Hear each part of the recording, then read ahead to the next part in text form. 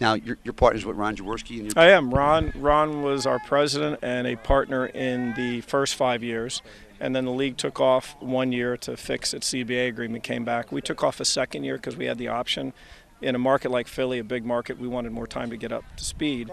So going forward, John didn't join us. He's out on a world tour, and he's really trying to buy a piece of an NFL team. But Ron is back, I'm back, and we have 3 other owners in Philadelphia who have joined us. That's beautiful. Well. Yeah, it's been great. It's a lot of fun, and it really is. It's a great time. It's a fun time. It's a great way to spend an evening, and people should come out and try it. It's always getting bigger and bigger, arena football. In Philadelphia, you got to have fans or their heart's gigantic in Philadelphia for all their sports. If you show them a winner, they will show up. Yeah, I think a winner or somebody that tries. Our first 5 years, we were the number 1 in the league in attendance on average.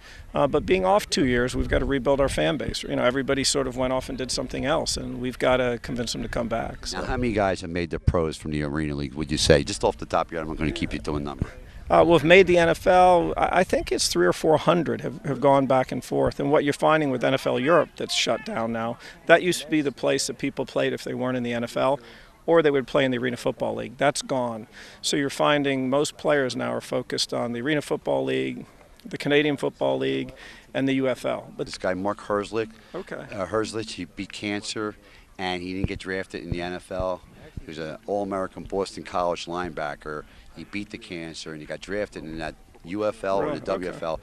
Second to the last player to be picked. Wow. Kid's a steal. He's going to be a free agent. He might be a good player. Yeah, I mean, we historically say, and it's typically true, the best football players in the world not playing in the NFL or in the Arena Football League.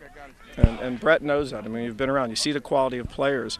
We had our open tryouts this year. We had 2 open tryouts, total of almost 400 people, top athletes like you'd see out here on this field today. Okay. Every one of them looks like they should make it. Not one person made our team out of 400 athletes.